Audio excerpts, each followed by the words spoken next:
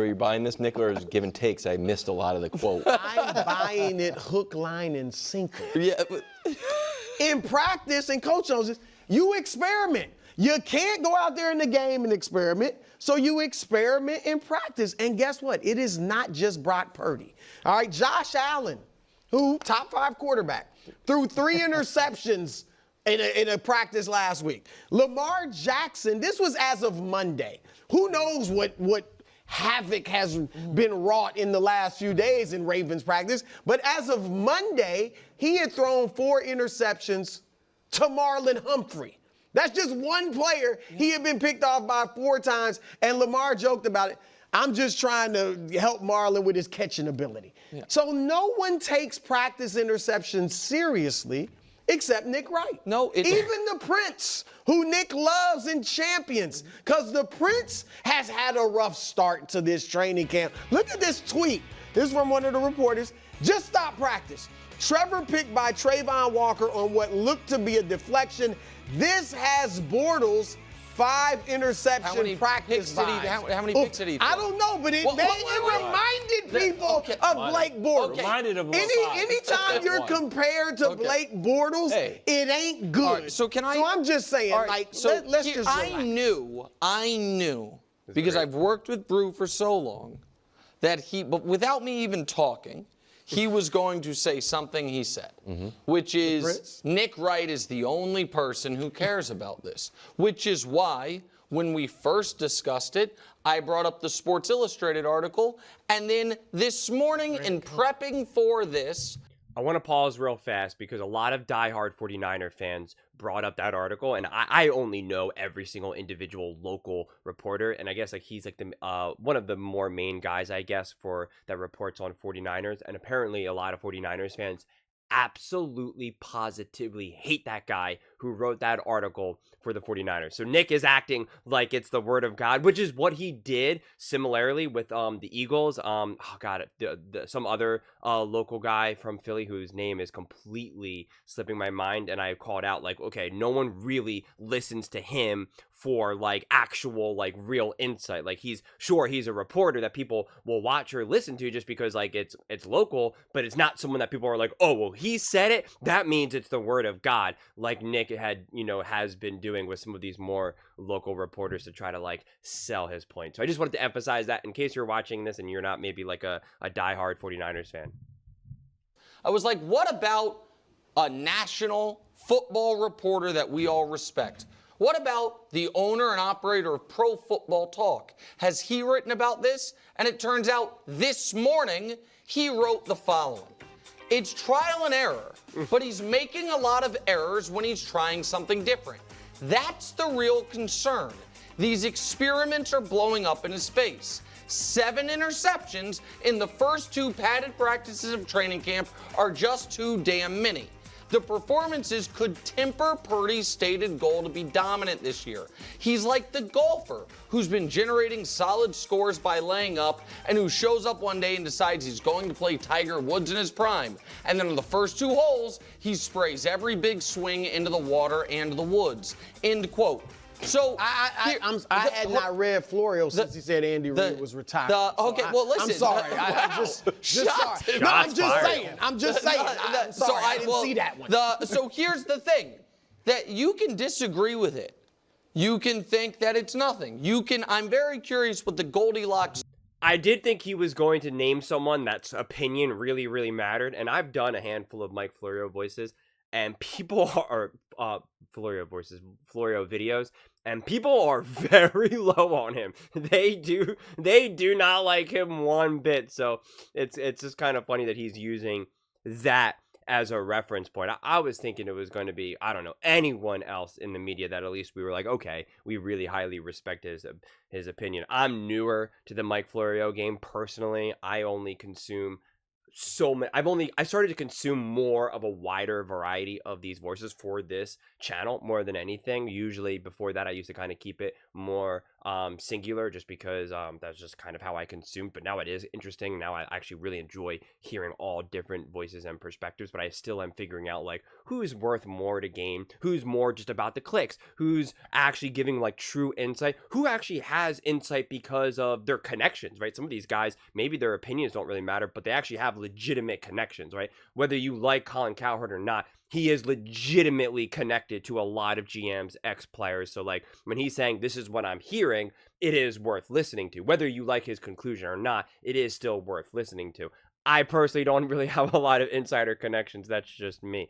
But I'm more interested to see what Mangini has to say, because Nick is just he's constantly trying to look for reasons to hate on Brock Purdy, right? We know that. And then I want to share my opinion. So I want to hear what Nick or what zone of interception, Mangini has good to say. amount of interceptions is. Because if throwing picks is good, but right, because it means you're experimenting, I assume then the quarterbacks who have thrown 0, that's a bad thing. But 30 would probably be too many. But maybe 7's enough, but 12 is concerning. I'm not sure. Maybe we can chart it out. But the point I have been trying to make is the trajectory of Brock Purdy giving his first ever, that I had seen, chest out interview about what I'm going to become. And I don't want to misquote him, but evoked the name of Tom Brady and said, it's just what he did, and said last year when we had big leads, took my foot off the gas, and I want to step on their throats. And then the next practice throws a hat trick of interceptions. And then the next practice, which are the first 2 padded practices of the year, throws 4 in 7 throws with 2 other ones dropped. To me, it's a noteworthy data point. And evidently, Grant Cohn of Sports Illustrated, Mike Florio, Pro Football Talk agree. So we can say it's just Nick Wright being a bad guy, or it is a noteworthy data point in evaluating what we're going to get from Purdy this year. I want to disagree with everybody in a lot of different ways. Like Brew, I was with you on a lot of it until you said that nobody really cares about the interceptions in practice. We would actually chart it. We had a scoreboard up on the lift where we filmed from that kept track of interceptions, fumbles, batted balls, altered throws, everything that went into ball disruption. And after every period, we'd have the cameraman scan. So both the offensive and defensive side could see who was winning the battle in that throughout the course of practice. So those things are incredibly important, and we do track them. So and there's nothing more disruptive to a game than a turnover. So that part is absolutely true. Out. With Florio, comparing it to Tiger Woods and the extra emphasis that he gave to it, I think that's a little bit too aggressive at this point early in training camp. That's a little too much. Is it a concern? Yeah, it's a concern if it's a continuing pattern that shows up. But where I also think it's important to understand is you do want to take this time to work on things that you're weak at. And it's harder for guys who aren't established to do that because in training camp they have to make the team.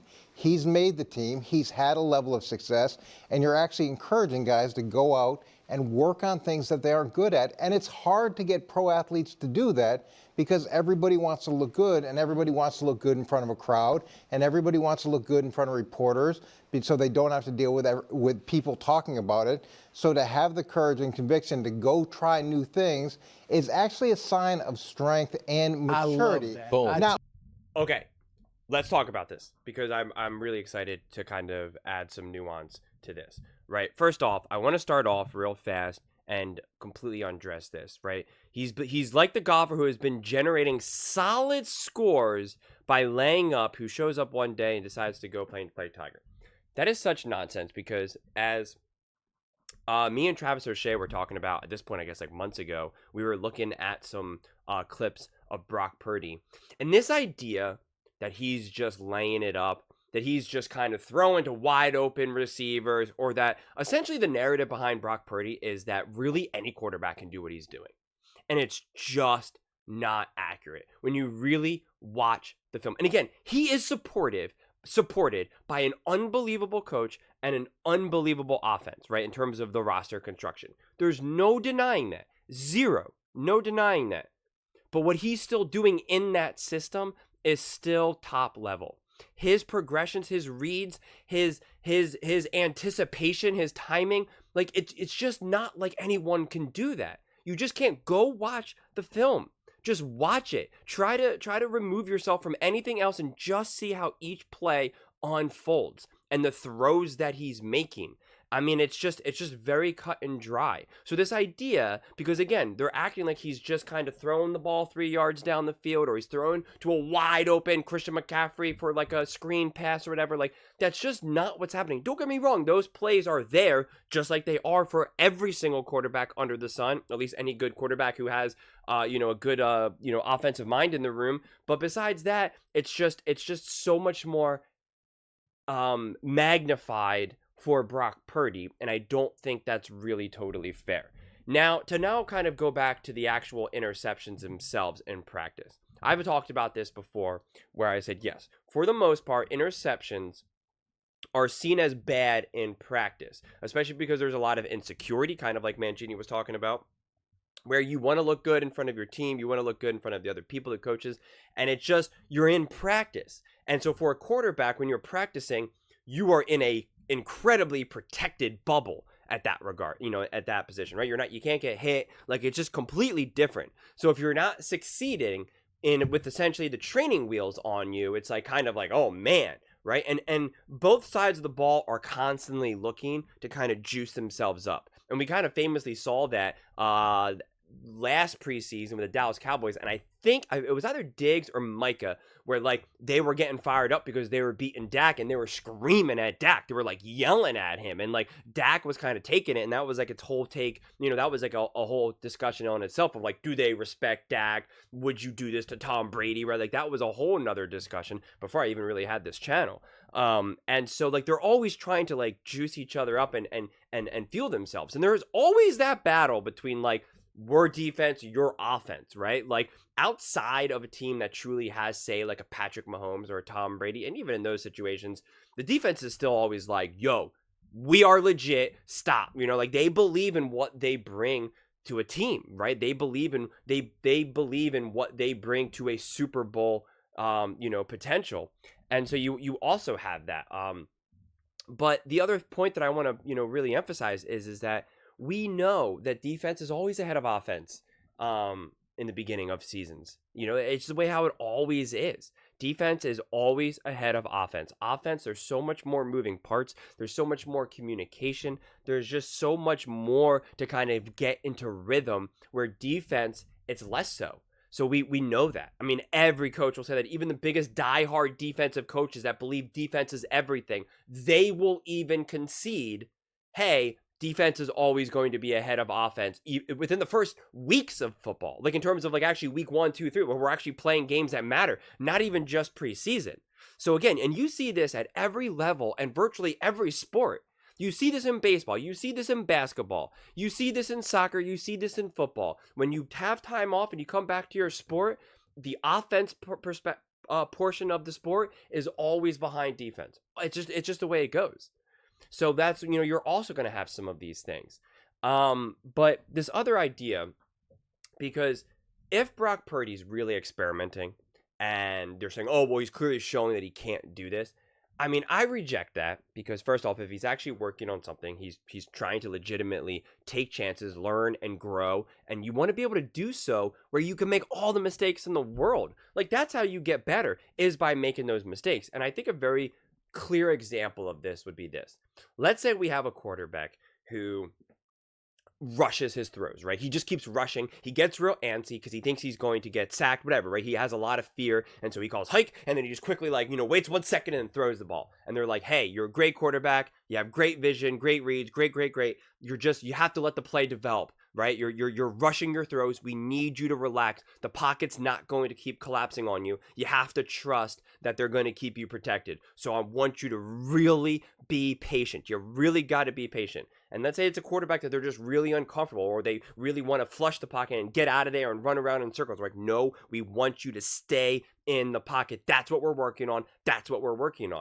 You're going to have a practice where that quarterback is probably going to get sacked like 100 times, right? Like, because that's what you're working on. You're working on something that makes you uncomfortable. So that's the kind of a similar situation of what Brock Purdy is potentially in. Again, we only know so much. Only so much information is released to us at this point. But that is what it's obviously not the exact example, but that to me the kind of staying in the pocket and getting sacked as much as you can in preseason paints like a little bit clearer of a picture, because it's just clear that you're trying to work on something. When we see interceptions, people are like, well, what is he possibly trying to work on? Right? You either can make the throw or you can't. And it's a lot more nuanced. We don't really know exactly what he's working on. Maybe he is trying to stretch the ball down the field more. Maybe he is trying to throw in more tight windows. Maybe it is something to do with his first, second, or third read. We have no idea. So, but the fact that we're just not going to give any benefit of the doubt and just immediately act like this is something that this should be like an alarm, I find pretty absurd. Because if he was the #1 overall pick and this was his first season playing, then I could understand, because we're just looking for data here. We're just looking for anything. His resume is 2 seasons at this point, season and a half, whatever the final games are. We've seen him in the Super Bowl. We've seen him in playoffs. We've seen him in regular games. We've seen him in the rain. We've seen him in the snow. We've seen him in the hot. We've seen him in the cold. We've seen him everywhere. So we know what he's capable of doing and what he's not capable of doing. So this idea that he's like now suddenly just like an interception machine because of reasons, maybe if he was traded to a different team, and now he's playing for the Atlanta Falcons or something like that, right? And now we're hearing all these interceptions. Then the conversation could be, was he only good because of Shanahan and all those weapons? Then I could understand the argument. But that's not the case here. So there's really no logical conclusion to draw from this. That's probably my biggest issue with this conversation. There's not any logical conclusions that we can draw from this. And it's just, honestly, it's just content for the sake of content, which again, I get, right? I'm obviously making content too. So I do get it. We just got to talk about sports. We got to talk about football. But I do not like the idea of emphasizing and trying to make something bigger than it really is just for the sake of it. We can talk about it. We can have a discussion like I'm trying to have right now, but let's just have an honest discussion about it. Be like, yeah, I wish this was a little bit differently. Maybe he's working on something. Maybe he's not. What does this mean? Hey, Mangini, you've run a lot of practices. What does this mean? Let's unpack a little bit. But let's not literally sound the alarm and, start, jacking up the bell here, because it just doesn't make sense to me. Like, that's just way too extreme. It just doesn't make sense to me. And like I said, we have no idea. Maybe Shanahan is like, I want you to do this. Maybe it is like saying, like, I want you to keep your shoulder back, this, that. I want you to really plant with your foot. Like, there's so many different things that a quarterback can be working on at any given time. We just have no idea what it actually is. So to just draw any conclusion with limited information makes no sense. But those are just my thoughts. I would absolutely love to hear yours. What do you guys all think? Are you buying this explanation from Purdy that it's just all experimental? Or do you believe in what Nick Wright and apparently Mike Florio has to say, where this is just a disaster? He just can't do it. Oh God, Titanic, iceberg, they're sinking. Let me know in the comments below. I read every single comment, so whether you agree with me or disagree with me, either way, let's get in some discussions, let's get in some fights, but ultimately, let's just have some fun. And please do consider subscribing. We are building an amazing community here, and I would absolutely love to see you part of it. I want to build something that we all genuinely feel connected to, something that we're really excited to be part of. I think we're well on our way to doing it. And please don't forget to give this video a thumbs up, as it really does help with the visibility and the algorithm. Thank you so much, and see you next time.